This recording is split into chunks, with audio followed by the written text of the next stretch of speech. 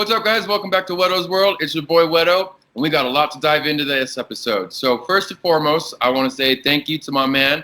We got Isaac on here with us today. My man is a badass. He's a fashion designer. He's kicking ass. He's doing his own thing. He's created his own brand, and he's hustling like nobody's business. I want to shout out to our sponsors. Shout out to Cane's for providing us with food for this episode. My man is in Mexico right now, so it's a little different, but nonetheless, happy to have him on here with us. So with that, guys, I'm going to hit you guys with a quick commercial break, and we're going to come right back and dive into who this guy is.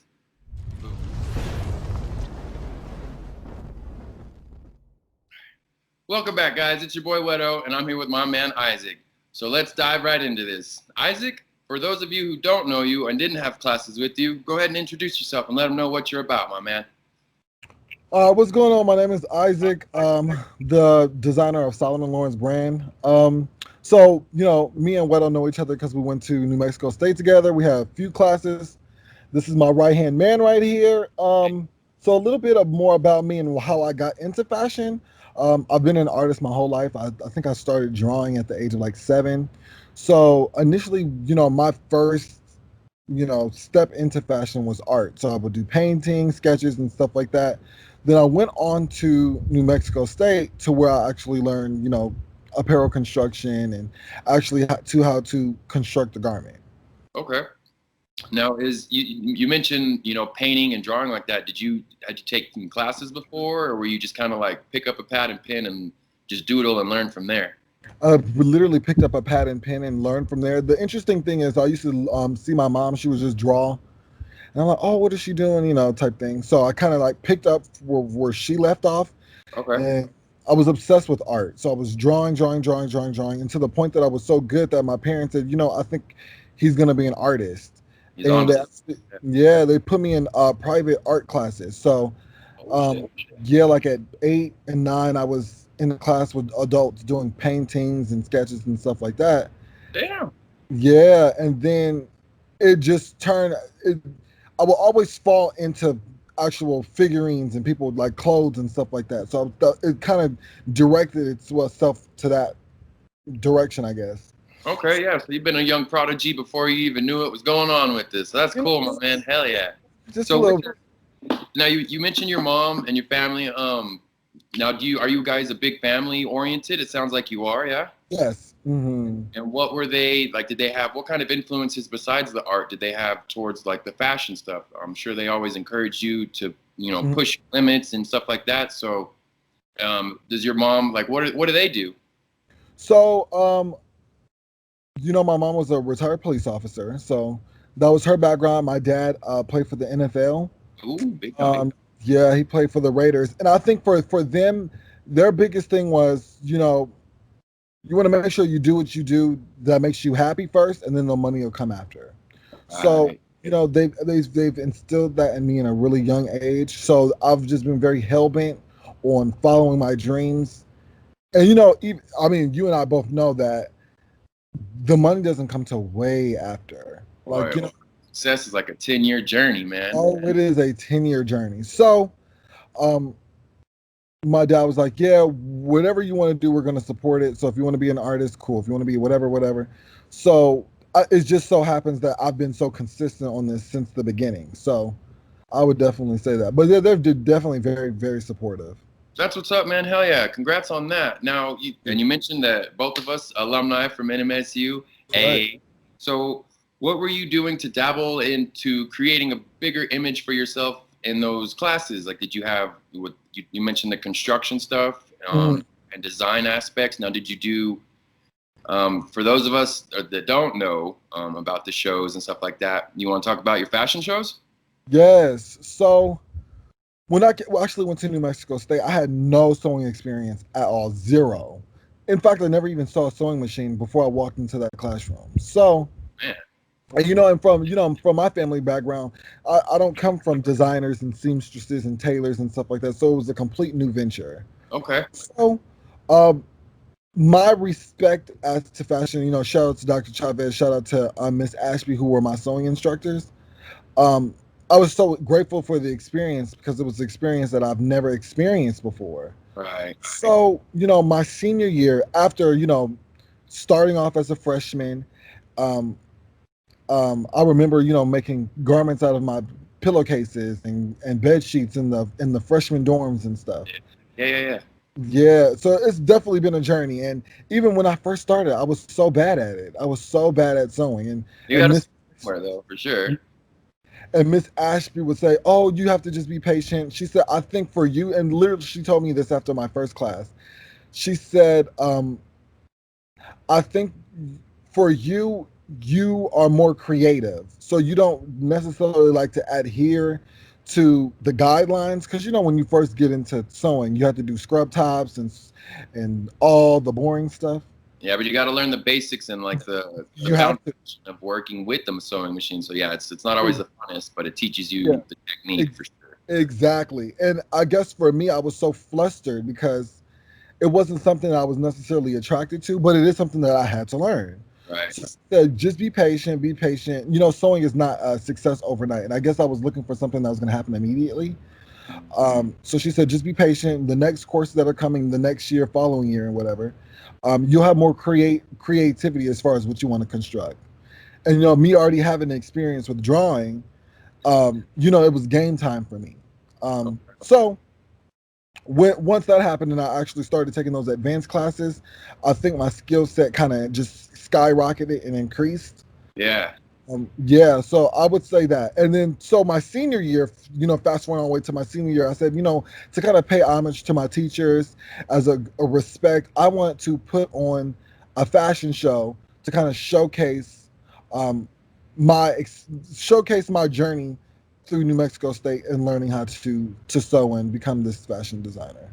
Right. Hell yeah, man. Now that fashion show was probably one of the dopest ones that I'd been a part of. So thank you on that, man. That was Of an course. adventure in itself. We had to learn from the ground up what to do, how to move, the production side, doing catwalks with models that had never even done that before. Yeah, we were looking for models in Walmart and Target and It was crazy. chemistry class.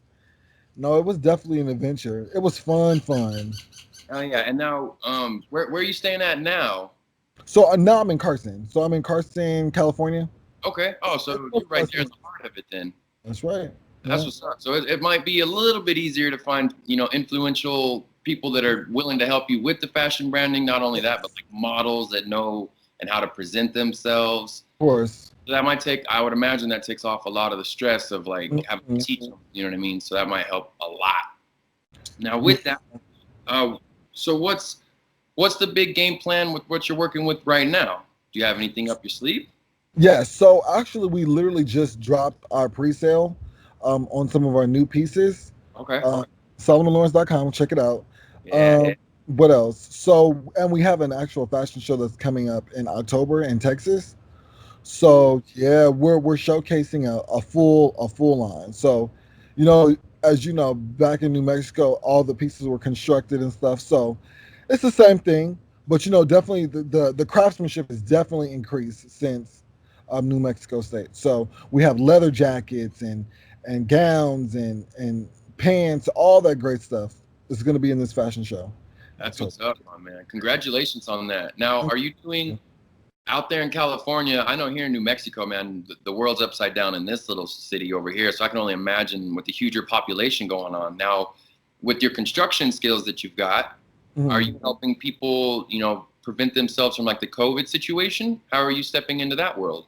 So I would say a lot of the stuff that I do is on the computer. So we've kind of segued and moved some of the different business aspects overseas. So, for example, like initially I would be hand constructing and I would have my intern and we would hand construct some of these garments, but we try to eliminate as much physical construction as possible. And Okay. what we'll do is we'll do like the digital designs, we'll do like CADs and tech packs and sketches and stuff on the computer, and we'll outsource to get those pieces made. Nice. Now, I've also seen on the Instagram too, be sure to follow my man Isaac on there as well. You're doing contests for your face Yeah. masks, and Yeah. those kick ass, man. You have them double sided and they're filtered as well. Mhm. Man, So yeah, man, talk about that a little bit. Okay, so we have one of the styles. It's like the crystal style. It has like crystals on it. That one's filtered, so it actually comes with like a face mask filter insert. Okay. And then for like the neoprene face mask, they're double layered, and the material is thicker than your traditional face mask material, so it kind of Yeah. provides like that insulation. That's what's up, man. So it helps them breathe. Looks super Hmm. fly. You're Hmm. getting your name out there. You're Yeah, doing a good cause, my man. There's nothing wrong with that. I don't see nothing wrong with that. So, and you. I saw too that I was checking on your stuff, man. You have contests for like the people, the individuals that wear them, and then you're hooking them up, with Mhm. prizes. That's so cool, man. So I want to commend you on doing that and helping everybody stay safe while also pushing your brand and your logo. Yes, yes, Yeah. yes. There it is. That's pretty cool, brother. With that, guys, we're going to go ahead and hit you guys with a quick commercial break. And when we get back, we're going to dive back into my man's branding and then what he's pushing forward. All right, welcome back. So I'm here with my man Isaac with Solomon Lawrence. He's kicking ass and doing his thing. So let's dive right back into the branding with it. So my man Isaac with the Solomon Lawrence. Now, where did Solomon Lawrence come from? Like, why did you pick that name? What's that about? Got it. So Solomon is actually my middle name for those who don't know. It's my middle name, and it's more biblical for me. Like, in the Bible, Solomon was like this great king. So I definitely wanted a brand that kind of represents that like royalty. A little bougie in there. Ain't nothing wrong with that. You know, you know. And the designs and the construction come right to it, man. Everything I've seen that you've produced is nothing less than fit for a king for sure. So Appreciate it. on that, yeah, man. So when you have stuff like that, that's constructed that to that high quality and have a caliber, that you're looking for an elite type of person to wear it. Yes. How are you using like your price points? Are you using that based off of your materials that you buy and then kind of Mhm. upscale it from there? Or how do you do that? So I would say that the brand is kind of split into two different categories. Like we have the more run high end pieces, so those will be considered like our runway pieces. The Mm-hmm. runway pieces you're probably looking at between $400 to $800, right? Okay. So that would be like your genuine leather jackets, things that are like very intricate in the design, the more premium quality materials and stuff like that. So and we call it runway because those are the pieces that are actually walking the runway. So those are the things that you'll be seeing featured on runways and fashion shows and stuff like that. Now, our moderately priced price points, which are more like our essential items, so t-shirts and button-up shirts and just your regular pants. Those will be between, I want to say, maybe 75 to maybe 200, $300 max. So it's Okay. kind of both ways, just so we can kind of incorporate both markets. So with marketing, then are you solely basing this off the stuff you're doing online, or do you have locations in California that you're selling them from? Yeah, so for the most part, my business is predominantly e-commerce, Okay. but fortunately, I've been fortunate enough to actually partner with a store on Melrose, and they actually love my stuff. I'll tell you this. So I literally I was walking up and down Melrose. This is literally when coronavirus just hit. So this is like the backstory about that. I was literally walking up and down Melrose because coronavirus just hit. They furloughed everybody at my job, and I'm sitting at home twiddling my fingers. Man. I'm like, fuck, I have to do something. Like, I got to do something. I have all this time on my hands. I need to go do something. So I packed all my stuff in a suitcase, literally, and Oh, I'm going up and down Melrose, up and down Melrose, up and down Melrose. The first store that I went to was Wasteland. Keep in mind that jacket alone is like $200-$300 to make. The genuine leather jacket. And I went into Wasteland. Keep in mind, everyone's like, "Oh well, you should try to go do consignment. You should try to do consignment. Maybe some stores will pick up your stuff." And people have been saying that for years, but I've never done it. But just because I've had my own insecurities, me being a new designer, and I'm like, I'm probably not ready for that yet. I don't have this full length collection. That's not gonna work. But as soon as the coronavirus hit, I'm like, let me just go do something. So I go to Wasteland, and Wasteland says, "Oh," they look at the garment, and they're like, "Oh, well, we'll buy this from you for $50." what? But keep in mind, it costs more than that to make. Don't insult me. Exactly. So I'm just like, yeah, no, I'm not doing Mm-hmm. that. So I walked out. Yeah. And and then keep in mind it's hot as hell, and I'm walking all the way up and down Melrose. And I'm frustrated because I'm like, damn, like, is that what the perception is? Like, this jacket was, blah, blah, blah, blah. It took so long to make, the construction, da, da, da. I went into this last store and I walked in with my suitcase. And the owners of the store turned around and they said, who are you and where are you going? Because I had this big suitcase. Yeah. And then I said, oh, well, I heard that you guys do consignment. And they said, yes. And I said, well, I was just, hoping to see if you guys can like look at some of my pieces. Maybe they fit for your store. Keep in mind, the price point for this store, we're talking $2,000 to $3,000. We're talking Alexander McQueen. We're talking some vintage Versace. We're talking vintage Fendi pieces in the store, right? Literally, my brand is probably one of the lowest price points as opposed to everything else they have in the store. So I said, this will be a good fit. So I opened up the suitcase, and the first thing the owner said was, I've seen these pieces before. And I said, how? Yeah, from where? How? He said, I've seen these pieces and I saw you wear them. Ooh. You were at the you were at LA's Fashion Week and you wore your own outfit. And I looked at it and I said, who is that with that outfit on? That's what's up. That. And when he said that, he said, we can close this meeting. We want everything in the store. Yes. Just like that. Dude, that's so dope. Yeah, it was the craziest thing because I was literally one, I was shocked. And two, I was still trying to pitch myself. I was still in this mindset of, the garments, this, or the quality, they said, we're finished here. You bring everything in the store. When can you bring everything?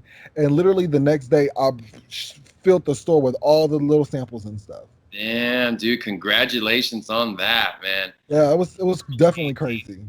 On the show, we have, I'll toast a bottle to you when they're in the shop with me. But since Mexico doing the big dog status thing, when you come back around, man, we will pop a bottle to the success for you on that. I definitely want to say congratulations, man. That is no easy feat. So it just goes to show, man, when you believe in yourself, and you do what you want, the sky's the limit, man. So don't take shit from nobody and don't ever settle for less. So congratulations, man. Thank you. So with you talking about now you got co-assignment, right? Is what it's called? Yes, consignment. Yep. Consignment. So you got that going on in the shop in Melrose, popping off $1,000 tags for you, man. So that's too dope. Now with everything with the COVID, like you touched on too, how are you trying to build more awareness to get them to go shop at that? So I would say that I would partner with. So one, we would have done like a brand release or a clothing line launch at one of the stores, but due to COVID, we've kind of had to postpone that to a later date. But I do like a lot of marketing on social media, where I can kind of direct the traffic to those locations. That's what's up, my man. So, like I said, that just goes to show you keep perseverance and the passion to it, man. You end up going to get paper regardless. So that's too cool, man. So what do you have coming up next then, other than the Melrose location? Do you have anything special going on with fashion shows? Are you going to be involved in anybody's showcasing, or what you got? Yeah, so we have the show in October. So October the 11th, we have the show in Houston, Texas. Hey, H-Town. H-Town, beautiful, beautiful location. I think they're I think it's almost like a cathedral or something like that. Huge place. So that's pretty much our next thing. So our next thing is definitely the fashion show. Right. Hell yeah, man. Well, like I said, I just want to congratulate you to your success. I'm proud to see you as another NMSU alumni, CTFM. Boy, we stand up, we do what we want, and we make it. So anybody watching this, if you guys are trying to do your own thing, you're an entrepreneur, give us a shout out. If you want to get on the seat, you want to be featured on these episodes with me, by all means, DM myself. Let me know what we can do to get you in here and get your hustle out and about. With that, my man, if you can, let them know how they can reach you, and plug everything you got, social media, your name, emails, whatever you got. Let them know where you're at, man. There we go. And I'm definitely proud of you too. Congratulations on your store too. Super dope. Thank you. Hell yeah, I appreciate it. With that, guys, I just want to tell y'all and let you know, while you guys are watching this, If you want to shop with me here in the store, hit us up. We're at 1770 South Telshore here in Las Cruces, New Mexico. That's right. 10 to 7 pretty much every day of the week except Sunday. And then if you want to shop online, that's DWIW.shop. We have a 30% discount code going on for all you back to school students throughout the month of August. And then with that, guys, like I said, if you want to be featured on the next episode, give me a shout out and we'll make it happen. But other than that, guys, I want to say thank you, and thank you to Isaac for talking with me, man. It was a pleasure, brother. No, thank you for having me. I appreciate it. Anytime, my man. Have a good one. You too. And there you go. And there it is.